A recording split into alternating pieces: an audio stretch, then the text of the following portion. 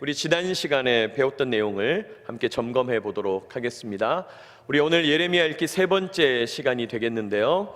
지난 시간에 우리 배운 내용들을 잠깐 점검하면, 여러분, 이웃의 고통과 재앙은 나를 향한 하나님의 경고임을 기억해야 된다 그랬죠. 저들이 당하는 고통이 왜 나한테 오지 않았는가, 왜 저들은 고통당하는가 묵상하면서 오늘 나를 건강하게 안전하게 보장하시는 하나님의 뜻을 헤아려야 된다, 사명을 가다듬어야 된다. 여러분, 여기 사명을 가다듬는다는 말이 내가 왜 존재하는가, 이걸 다시 한번 깨닫는다는 거예요. 내가 왜 오늘 이 시간 이곳에 존재하는가, 그게 사명이거든요. 내가 하나님 앞에서 오늘 내가 여기서 뭘 하는 것인가, 그걸 깨달아야 된다 그랬습니다. 자, 또 우리 지난 시간에 우상 숭배는요, 산업과 일상을 파괴한다 그랬죠. 여러분, 우상 숭배는 산업과 일상을 파괴하죠. 단순히 우상이 나쁘다, 하나님 미워하신다, 이게 아니라 점점 힘이 없어진다는 거죠. 미래 세대를 집어삼킨다. 그러므로 신앙을 가진다고 하는 것, 우리를 가장 아름다운 삶으로 빚어가는 지름길이 된다. 여러분, 신앙이 있다는 것은 단순히 영적인 부분이 좋고 종교적인 부분이 좀 좋고 그런 차원이 아니라, 신앙이 있다고 하는 것은 우리 삶 전부를 복되게 하는 그런 시간이 된다는 것입니다. 우리 삶 전부를 복되게 한다. 또 우리 지난 시간에 우리의 마음에 묵은 땅을 갈아엎자 그랬어요. 열매 맺는 땅이 되어야 된다. 우리 마음에 가죽을 베어서 새로운 마음을 품어야 된다. 날마다 새롭게 주님을 만나고 의지해야 된다. 우리 이런 내용들을 함께 살펴봤죠. 예레미야서에 나온 말씀입니다. 감사합니다.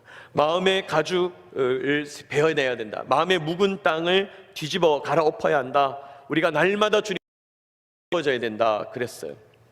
또 우리 지난 시간에 배웠던 내용, 하나님이 주시는 가장 무서운 재앙이 뭐냐? 우리 삶에서 하나님의 질서가 무너지고 사라지는 거죠.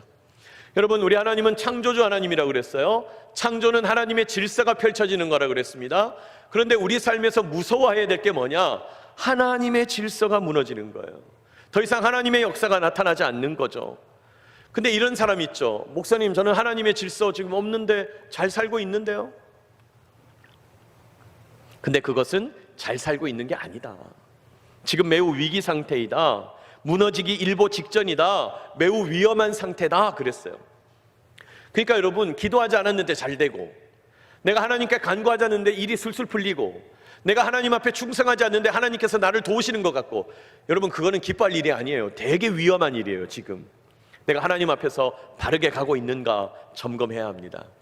또 우리 지난 시간에 배운 내용, 오늘도 하나님은 가정을 책임지는 한 사람, 교회를 섬기는 한 를 영적으로 책임지는 한 사람을 찾으신다 그랬어요.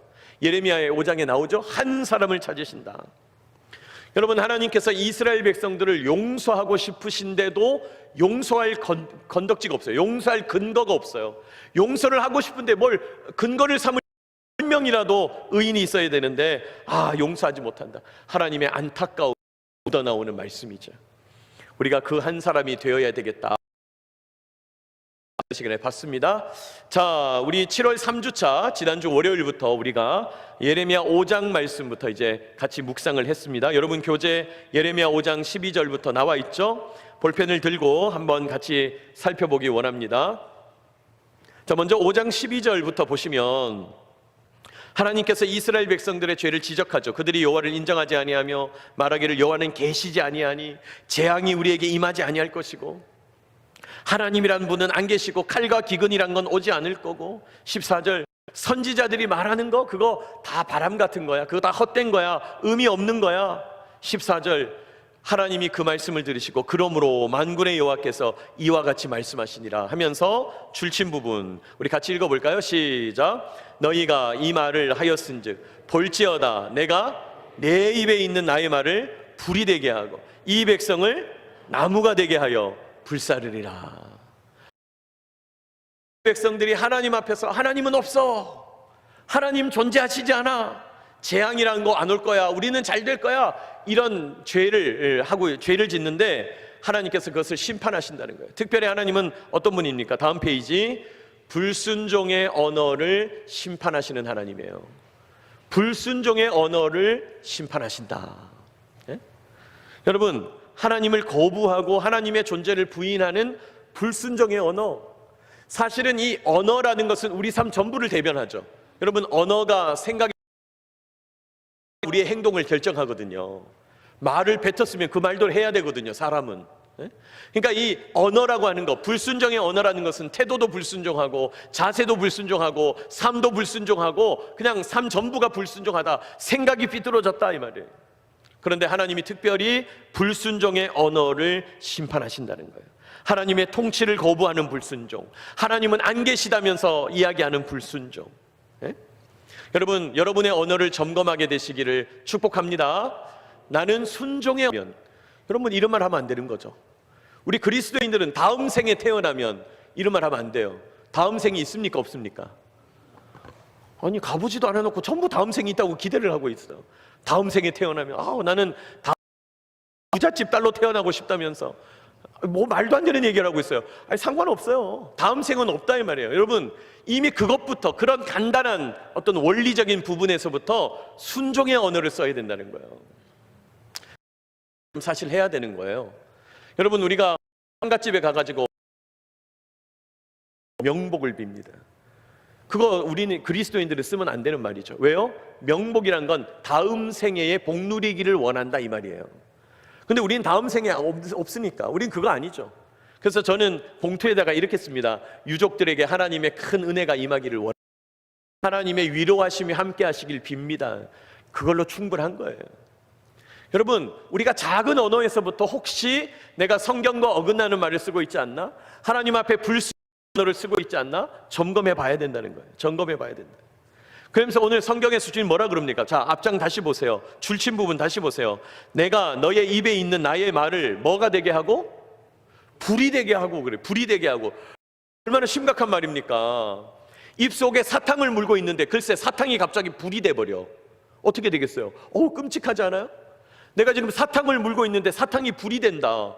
입에서 막 불이 붙는다. 와, 하나님께서 무서운 얘기를 하시는 거죠. 심판하시겠다는 거예요. 그러니까 우리가 하나님 앞에서 사용하는 언어를 조심해야 되죠. 또 순종의 언어인가 잘 분별해야 되죠. 말을 한마디 하기 전에 잠깐 멈추어서 해야 되죠. 보시다 보면 공익광고협의회 이런 거 있잖아요. 공익광고협의회. 요즘 공익광고협의회 광고 보신 적 있나요? 어떤 탤런트가 나와가지고 5초만 이러고 있어요. 5초만. 횡단보도 앞에서 차량 5초만 기다려라. 우회전 하기 전에 5초만 서라. 이렇게 얘기하잖아요. 아니, 여러분, 세상도 어떤 일을 하기 전에 5초만 그러고 있는데 우리도 마찬가지죠. 여러분, 우리도 하나님 앞에서 어떤 말을 뱉기 전에, 어떤 생각을 하기 전에, 어떤 판단을 하기 전에 잠깐 멈춰서서 생각해 봐야 되는 거죠. 이거 하나님 뜻에 맞는 건가? 이거 하나님 뜻에 합당한 건가? 생각해 봐야 된다는 거예요. 하나님이 우리의 언어를 점검하시고 심판하신다는 겁니다. 순종의 언어로 영광 돌리는 저와 여러분 되시길 축복합니다.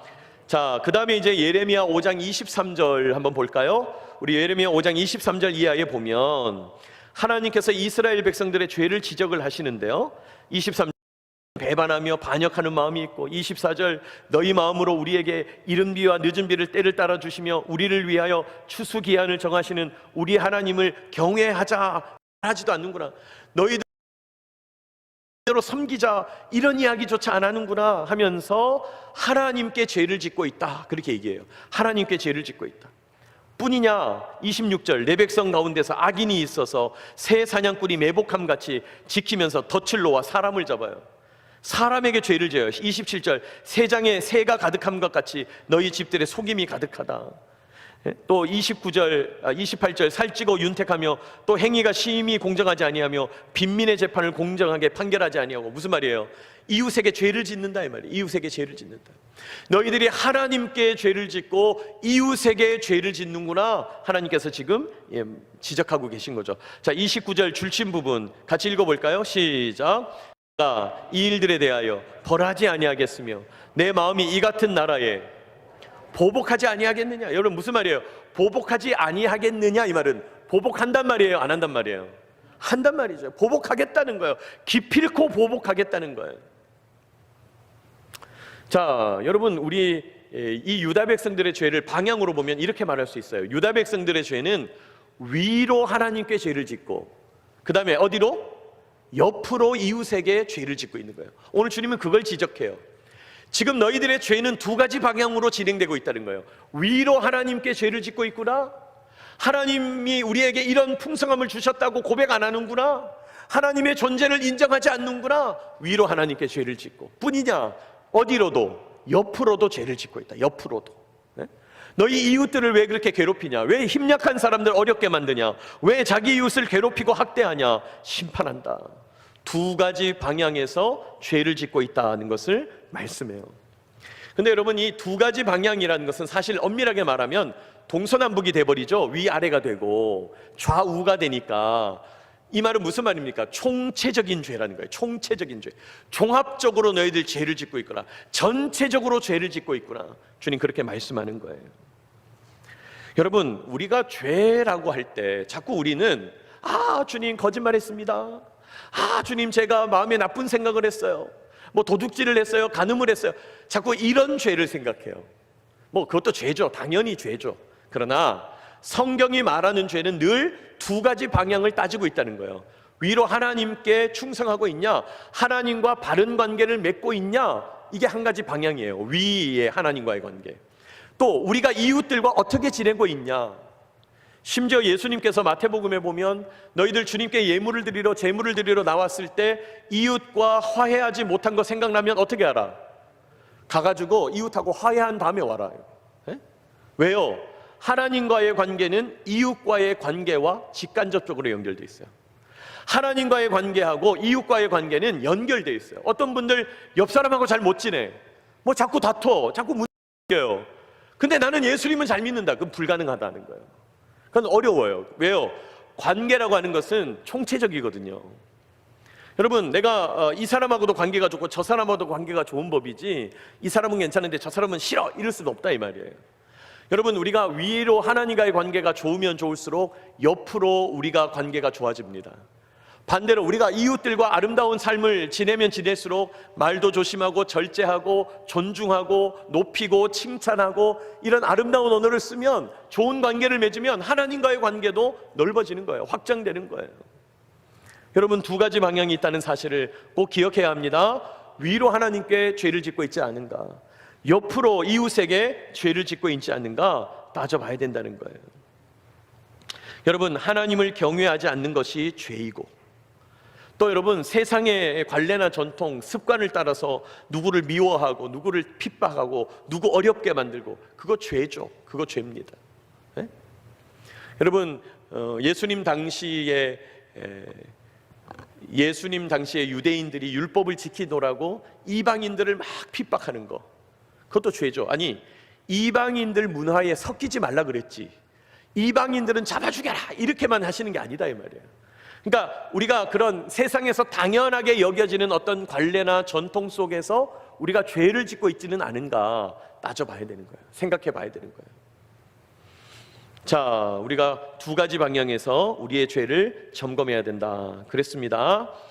자, 그 다음에 이제 예레미야 6장 9절로 한번 갈까요? 유인물에 나와 있는데, 예레미야 6장 9절, 만군의 여호와께서 이와 같이 말씀하시되 포도를 따듯이 그들이 이스라엘의 남은 자를 말갛게 주우리라. 이게 무슨 말이냐면, 하나님께서 보내시는 북방 군대, 갈대아 군대가 이제 유다 나라를 이제 삼켜버릴 건데, 그 갈대아 군대, 북방의 나라 군대가 남아있는 자들, 숨어있는 자들조차도 포도를 그냥 다 따듯이, 포도를 말갛게 주워내듯이 다 색출해서 잡아간다는 거예요.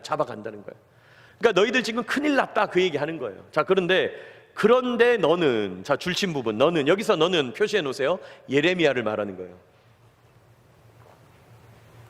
여기서 너는 예레미야예요. 예레미야, 너는 포도 따는 자처럼 네 손을 광주리에 자주 놀려라. 여러분, 이게 무슨 말이에요? 자, 지금 북방 나라에서 와가지고 이스라엘 백성들을 막 다 삼키고 멸망시키고 재앙이 닥쳐지고 심판이 일어나고 포로로 끌려가고 하는데, 어떤 사람들은 막 뿔뿔이 흩어져서 숨었다는 거예요. 남은 자들이 있다는 거예요. 그런데 북방 나라가 그런 사람들까지 찾아가지고 말갛게 포도를 다 주워버리는 것처럼 싹 끌고 갔다는 거예요. 자, 그런데 예레미야, 너는 이런 때일수록 자주 광주리에 손을 열라. 무슨 말이죠? 너도 빨리 열매를 따라는 거예요. 너도 빨리 열매를 따라. 무슨 말이에요? 다른 사람에게 잡혀가기 전 너 한 사람이라도 하나님의 말씀을 예언해가지고 그들을 살려내라 이 말이에요. 그들을 살려내라. 빨리빨리 손을 놀려라. 그들을 살려내라. 자, 예레미야가 이런 말씀을 받으니까 마음속에 기가 좀 차는 거예요. 화가 좀 나는 거예요. 10절 내가 누구에게 말하며, 자, 이건 이제 또 예레미야가 누구에게 말하며 누구에게 경책하며 듣게 할꼬. 보라, 그 귀가 할례를 받지 못하였으므로 듣지 못하는도다. 보라, 여호와의 말씀을 그들이 자신들에게 욕으로 여기고 이를 즐겨하지 아니하니. 이렇게 말하죠. 자, 예레미야가 예언을 열심히 했는데 듣는다 안 듣는다? 안 듣는다는 거예요. 예레미야가 지금 너무 속상하다는 거예요. 네? 아니, 하나님은 자꾸 예레미야한테 빨리 놀려서 한 사람이라도 건져내라, 한 사람이라도 포도나무 열매 따듯이 좀 빼내라, 그렇게 말씀하고 있는데 예레미야는 속으로 열불나는 거예요. 아니, 하나님, 내가 그렇게 외치는데 반응이 없어요. 반응이 없어요.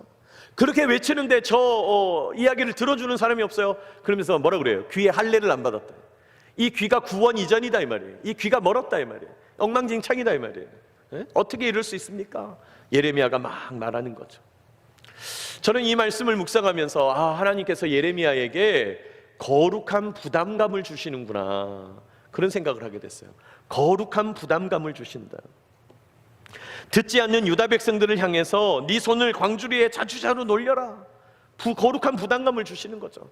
아니, 선포해도 듣지도 않고 하나님께서 심판하신다고 아무리 예언을 해도 그냥 귓등으로도 듣지 않는 그 유다 백성들인데, 하나님은 그럴수록 예레미야에게 어두운 시대일수록, 답답한 형국일수록 더 너 열심히 해야 된다, 더 열심히 너 감당해야 된다, 거룩한 부담감을 주는 거죠.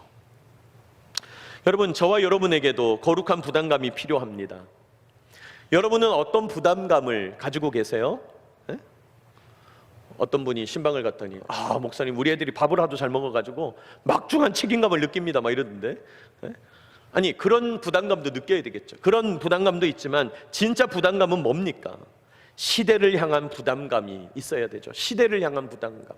예레미야가 그 시대를 향해서 하나님 말씀을 선포했던 것처럼 시대를 향한 부담감이 있어야 돼요. 여러분, 요즘 시대를 바라보면서 거룩한 부담을 느끼고 있나요? 아유, 인간들 저렇다, 하여튼 젊은 것들이 문제야, 이러고 지나지 않습니까? 그러면 안 되죠. 부담을 가져야 되죠. 저 젊은 세대를 어떻게 할까? 우리 자녀 세대를 어떻게 할까? 이 시대가 지금 어떻게 가고 있나? 이 시대가 그냥 온통 욕망에 빠져가지고 그냥 이성과 감정이 마비된 상태로 그냥 미친 듯이 그냥 악을 향해서 달려가고 있는데, 이때를 어떻게 하면 좋은가? 주변을 부담감을 가지고 돌이켜봐야 되죠. 우리 관사에, 우리 주변에 있는 장병들 가운데, 나와 함께하는 이 사람들 가운데 하나님을 알지 못하고 진리를 알지 못해서 그냥 삶이 무너지고 삶이 썩어 들어가고 삶이 썩어 문드러지는 사람들, 저 사람들 어떻게 할까? 주님, 저 사람 고쳐주세요. 저 사람 어떻게든 해결해야 됩니다. 저 가정을 새롭게 세워야 되겠습니다. 불쌍히 여겨주십시오. 부담감이 있어야죠. 부담감이 있어야죠. 제가 십몇 년 전에 비행단에 처음 나갈 때 우리 선배 목사님이 비행단에 이제 나가서 목회하게 됐다고 밥을 사주시면서 저한테 그런 얘기하는 거예요. 장 목사님, 이제 장 목사님은 그 비행단의 영적 지휘관이야. 내가 속으로 밥 먹으면서 웃기고 있어 막 이런 생각이 말도 안 되는 얘기하고 있어 막. 내가 왜 영적 지휘관이에요? 지휘관 따로 있는데, 단장님, 그때 안수 집사님이셨는데 단장님 따로 있는데 왜 내가 지휘관이야? 아유, 부담되는 얘기하지 마세요. 속으로는 부담되는 얘기하지 마세요. 근데 사실은 우리 기지교회가 그런 영적 부담감을 갖고 있어야죠. 우리 기지의 안전은 우리 기도로 책임지겠다, 이런 부담감을 갖고 있어야 되죠. 이 시대를 향한, 우리 관사 식구들을 향한, 우리 불신 장병들을 향한 부담감을 가지고 있어야 되죠. 여러분은 어떤 부담감을 가지고 있습니까? 대구 기지교회에 처음 온 장윤진 목사라고 있는데 엄청 부담 느끼고 있어요 지금. 그냥 엄청 부담이 되는 거예요. 말씀을 얼마나 잘 들으시는지 더 잘 전해야 되겠다, 막 부담이 되는 거죠. 기도 더 열심히 해야 되겠다. 제가 실 수도 있는데 항공기 소리 나는 부대에 지금 13년 만에 처음 왔어요. 전부 사령부에만 있어가지고 항공기 소리 나는 거 이번에 처음 들은 거예요. 와, 하도 소리가 크다고 그러고 들으니까 별로 안 커서 좋았어요. 하도 크다고 얘기를 하니까 정작 이게 마음의 준비를 하고 들으니까 별로 크지 않은 거야. 좋다. 항공기 소리가 들려야죠. 우리는 그렇죠. 우리는 비행기 소리 들려야 편안한 거죠. 안전하구나, 건강하구나, 지금 잘 진행되고 있구나. 그렇습니다. 여러분, 그런 부담감을 가지고 있어야죠. 저만 그렇겠습니까? 여러분도 교회를 향한 부담감, 공동체를 향한 부담감, 또 이 기지와 부대를 향한 부담감을 가지게 되시기를 축복합니다. 왜요? 하나님이 여러분의 기도를 통해서, 하나님이 여러분의 삶을 통해서 이곳에 복을 주시거든요. 여러분을 통해서 이곳에 하나님의 은혜를 끼치시거든요. 그런 부담감을 가지고 열심히 포도를 따서 광준이의 손을 놀려야 되죠. 한 영혼 긁어 모으고 한 사람 찾아다니고 우리 주변을 살펴봐야 되는 거죠. 하나님의 은혜가 필요한 사람 누구냐, 하나님의 사랑이 필요한 사람 누구냐 찾아봐야 된다는 거예요. 찾아봐야 된다. 여러분, 어두운 시대일수록 하나님은 더 크게 우리에게 거룩한 부담감을 주신다는 것입니다. 자, 예레미야 이제 6장 16절로 넘어갑니다. 예레미야 6장 16절에 보니까 하나님께서 또 이스라엘 백성들의 죄를 쫙 얘기하고 계세요. 막 너 이거 문제고 너 이거 문제고. 지금 여러분, 이 예레미야서는 예레미야서 3, 4, 5, 6장 다 전부 죄 지적의 문제예요. 죄를 지적하시는 내용이에요. 그냥 너희들 엉망이고 너희들이 해서 문제고 막 지적을 하시는 거예요. 자, 그러면서 19절에 주님 이렇게 말씀합니다. 땅이여 들으라. 줄친 부분 시작. 내가 이 백성에게 재앙을 내리리니 이것이 그들의 생각의 결과라. 그들이죠. 생각의 결과. 그러면서 뒤에 뭐라 그럽니까? 그들이 내 말을 듣지 아니하며 내 율법을 거절했다. 여러분, 이 생각의 결과라는 말과 뒤에 나오는 말이 사실 연관이 있는 거거든요. 무슨 말입니까? 우리의 생각이 바르게 세워지려면 하나님의 말씀이 필요하다는 거예요. 제가 지난 시간에 한번 그 말씀 드렸는데, 여러분, 하나님의 말씀을 통해서 하나님께서 우리 삶을 질서로 세운다 그랬잖아요. 우리에게 자꾸 하나님이 말씀을 들려주시면서 내 생각을 교정하고 뭘 해야 될지, 뭘 하면 안 되는지, 어떻게 하면 바꿀 수 있는지, 어떻게 하면 내가 더 나게 나갈 수 있는지를 하나님이 자꾸 교정하신다고요. 수정하신다 이 말이에요. 자, 그러니까 여러분, 우리가 심판을 당한다, 내가 뭐 죄를 지었다, 그 이전에 뭐가 문제냐? 생각이 문제인 거예요.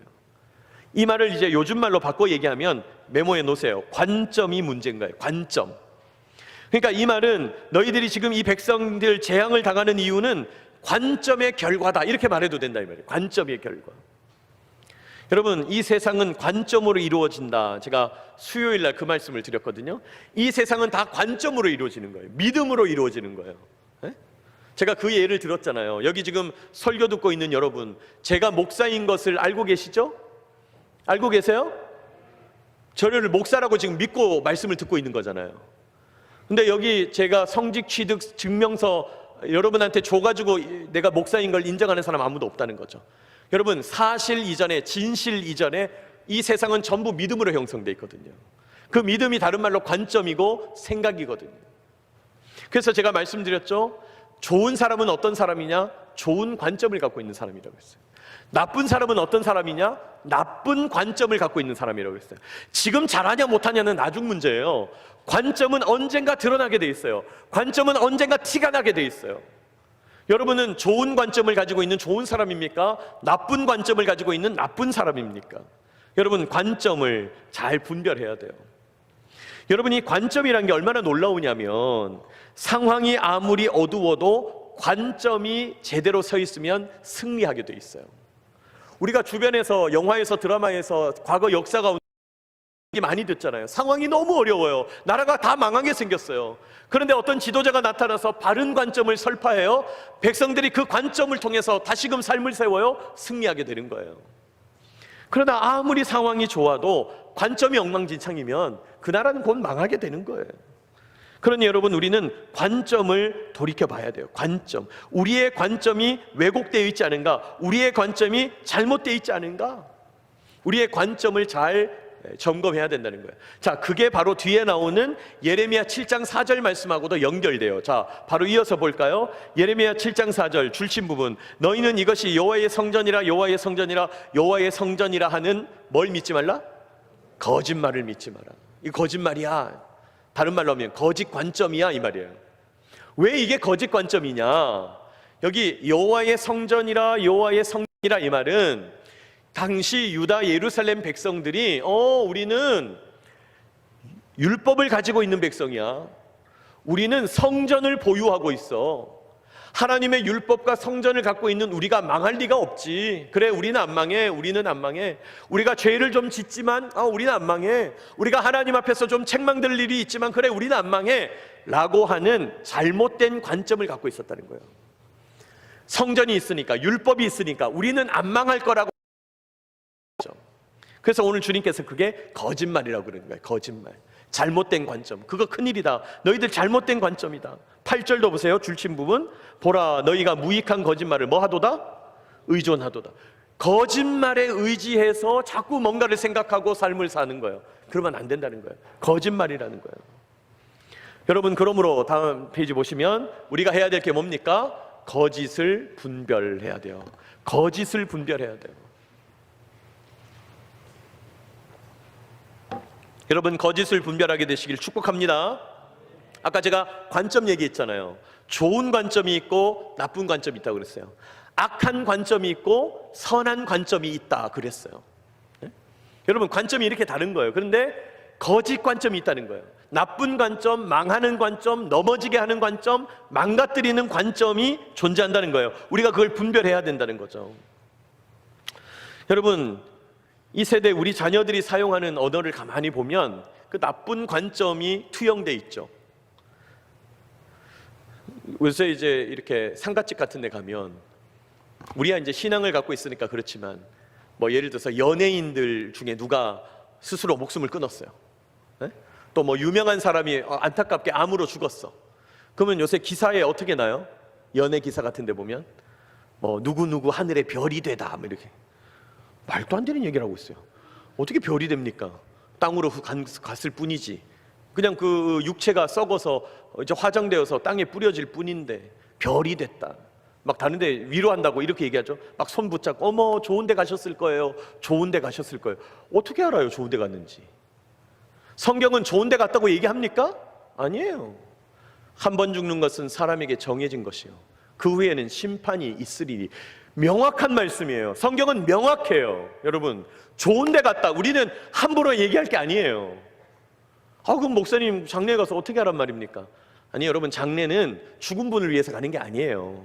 장례는 살아있는 분을 위해서 가는 거예요. 그럼 위로하면 돼요. 하나님 도와주실 겁니다.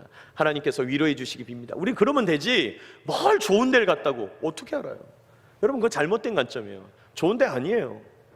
여러분, 하나님과 이 땅에서부터 관계를 맺고 하나님과 동행하면서 살아가다 죽음의 문을 열고 천국 가는 것이지, 여러분, 이 땅에서부터 하나님 모르는데 저 너머에 가면 좋은 날 온다, 그런 거 없다 이 말이에요. 그래서 우리가 이 땅에서부터 하나님 섬기고 예배하고 하나님과 관계 맺고 하나님과 대화하고 기도하고 말씀 듣는 거예요. 여러분, 그 하나님과의 생명 관계가 죽음 이후로 연결되는 거지, 이 땅에서 그냥 내가 원하는 대로 마음껏 살다가 죽으면 좋은 데 간다? 그건 거짓말이다 이 말이에요. 그건 거짓 관점이에요. 그런 관점이 사람을 망가뜨리는 거예요. 또 어떤 관점이 있습니까? 요새 우리 아이들이 하는 말 중에 이생망 들어보셨어요? 이생망 줄임말이에요. 무슨 줄임말이에요? 이번 생은 망했어. 이게 이생망이에요. 이번 생은 망했어. 내가 태어나 보니까 우리 집 부자가 아니네. 이생망이야. 이번 생은 망했어. 우리 집 부모님이 좀 별로야. 에? 나를 둘러싸고 있는 건 내 외모가 별로야. 키가 작아. 여러분, 우리 아이들을 죽이는 말이죠. 이번 생은 망했어. 그 말이 갖고 있는 말이 뭡니까? 다음 생에 잘 태어나라 이 말이에요. 에? 금수저를 물고 태어나라. 다이아몬드 수저를 물고 태어나라. 그렇지 않다는 거예요.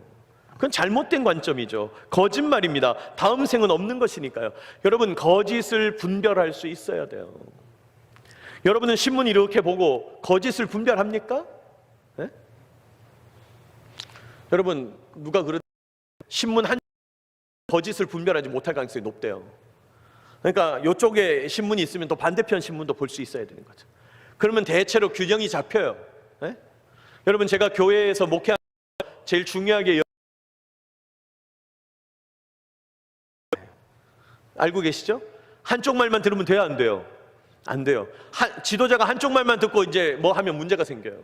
그럼 반드시 어떻게 해야 되죠? 반대편도 들어봐야 돼요. 그러면 균형이 맞게 돼 있어요. 그러면 대체적인 진실은 이러이러하겠구나, 실체가 잡히는 거예요. 여러분, 하물며 우리의 인생도 마찬가지죠. 내가 이거 맞다고 생각하는 거 무조건 다 맞는 거 아니에요. 진짜 맞는 것인지 점검해 봐야 된다는 거예요. 당연하지, 이건 옳은 거지, 이건 틀림없지, 그런 거다 할지라도 다시 한번 비춰보고 겸손하게 배움의 자세로 들여다볼 수 있어야 된다는 말이에요. 중요한 얘기입니다. 거짓을 분별해야 돼요. 자, 그리고 이제 마지막으로 예레미야 7장 30절 이하 말씀을 보니까 30절, 유다 자손 너희들 내 눈앞에서 악을 행하는구나. 거기 보면 가증한 것을 두어 집을 더럽혔다 이렇게 말해요. 가증한 것을 두어 집을 더럽혔다. 이게 무슨 말이냐면, 여러분, 가나안 백성들이 우상을 섬길 때 우상 신상을 큰 신당에다가 세워놓고 그 앞에서 그냥 다 남자 여자가 섞여가지고 악하고 음란하고 난잡한 짓을 벌이는 것, 그게 이방 제의예요. 그게 이방 제사라고. 근데 하나님께서 지금 뭘 문제를 삼으시냐면, 그 우상 신상을 성소, 성전에다가 세워놓고 하나님께 예배드려야 될 장소에서 그냥 엉망으로 난잡하고 음란하고 악한 짓들을 하고 있는 거예요. 하나님 너무 열받은 거예요. 너희가 가증한 짓을 해서 내 집을 더럽히는구나. 31절, 흰놈의 아들 골짜기에 도벳 사당을 건축하고 그들의 자녀를 불살랐으니. 심각하죠? 자녀를 불살랐다. 무슨 말이에요? 인신 제사를 드렸다는 거예요. 제물을 드리는데 소나 돼지를 드리는 게 아니고 사람을 태워서 올려드리는 거예요. 너무 끔찍하지 않아요? 옛날에 인디애나 존스 영화에 보면 인신 제사하는 거 나오죠. 네? 저 지하 산당에서 막 이 무슨 이 황소 탈 같은 거 쓴 사람이 막 이렇게 사람 죽여가지고 피 쫙 내가지고 이렇게 태워서 올려드리는 그 인신 제사죠. 그런데 이스라엘 백성들이 그 짓거리를 하고 있었다 이 말이에요. 이럴 수가 있냐? 하나님께서 이런 우상을 심판하신다. 자, 그러면서 뭐라 그럽니까? 32절, 그러므로 여호와께서 말씀하시니라, 날이 이르면 이것을 도벳이라 하거나 흰놈의 아들 골짜기라 말하지 않고 뭐의 골짜기? 죽임의 골짜기라고 말하니니, 이는 도벳에 자리가 없을 만큼 뭐 했기 때문에? 매장했기 때문에. 무슨 말입니까? 이런 악한 짓, 내가 이 세상에서 욕망을 채우겠다고, 다산과 풍요로 만족하면서 살겠다고, 내가 이 세상에서 뭔가 중요한 가치를 이루겠다고 우상을 막 섬기는 저 악한 이들, 하나님이 싹 죽인다는 거예요. 다 죽이겠다는 거예요. 얼만큼 죽이냐? 매장할 곳이 없을 정도로 죽이겠다는 거예요. 여기 그렇게 나와 있잖아요. 매장할 수 없을 만큼, 자리가 없을 만큼 매장을 했다는 거예요. 다 죽이겠다는 거예요. 자리가 없을 만큼. 근데 재미있는 건 뭡니까? 그 자리가 동일한 자리, 흰놈의 아들 골짜기, 도벳이라고 하는 동일한 자리예요. 뭘 의미합니까? 우상 숭배의 자리가 사실은 바로 죽음의 자리인 거예요. 여러분, 내가 우상을 섬기면서 내 욕망을 채우고 내 만족을 채우고 내가 원하는 것을 이루고, 야 신난다 기쁘다, 내가 원하는 대로 살겠다, 다산과 풍요, 음란과 쾌락, 그렇게 이 세상에서 막 살면 좋을 것 같지. 그러나 그 자리가 바로 죽는 자리다 말이에요. 그 자리가 공동묘지다 이 말이에요. 그 자리가 매장지가 된다 이 말이에요. 성경 그것을 말씀해요. 여러분, 참 신기한 게, 죄 짓는 일은요 하나같이 재밌고 좋아요. 너무 신기하죠? 죄 짓는 일은 하나같이 재미가 있어요. 기분이 좋아요. 행복하기도 하고 너무 신나요. 또 화려하기까지 해. 멋지기까지 해. 그런데 그 화려함 너머에, 그 신나고 재미있는 것 너머에 죽음의 영이 꿈틀거리고 있다는 사실을 기억해야 되죠. 우리가 우상을 섬기는 그 자리, 하나님을 배역하는 그 자리, 하나님 없이 내 마음대로 살아가겠다는 그 자리가 바로 죽음의 자리가 되는 거예요. 여러분, 오늘 성경은 그것을 우리에게 말씀합니다. 우리 지난 한 주 우리 5장에서부터 7장까지 우리 쭉 말씀의 내용들을 우리 점검하면서 함께 나누었는데요. 여러분, 이번 한 주도 다시 한번 매일 성경 읽기를 따라서 우리 계속해서 새벽 말씀 이어집니다. 여러분, 제가 뭐 이게 맞다, 새벽 예배 설교를 내가 한다, 이런 말씀을 드리는 게 아니고, 제가 첫 시간부터 말씀드렸습니다마는 삶이 다 흩어져 있고 다 멀리 계시더라도 여러분 영상이 있고 하니까 우리 같이 매일 성경을 매일 묵상하시고, 또 우리 교회 밴드에 들어오시면 우리 교회 모든 예배 영상이 지금 올라가 있습니다. 새벽 예배 영상도 같이 함께 살펴보시면서 하나님 말씀을 함께 묵상하게 되시기를 축복합니다. 그래서 일주일에 한 번 목사님 만나는 게 아니라, 저는 얼굴을 일주일에 한 번 여러분 만나더라도 여러분은 영상이라도 봐서 매일 볼 수 있도록, 그런 마음으로 여러분 하나님 말씀을 가까이 대해야 되겠습니다. 그렇게 매일매일 말씀으로 하루를 시작하게 되시기를 축복합니다.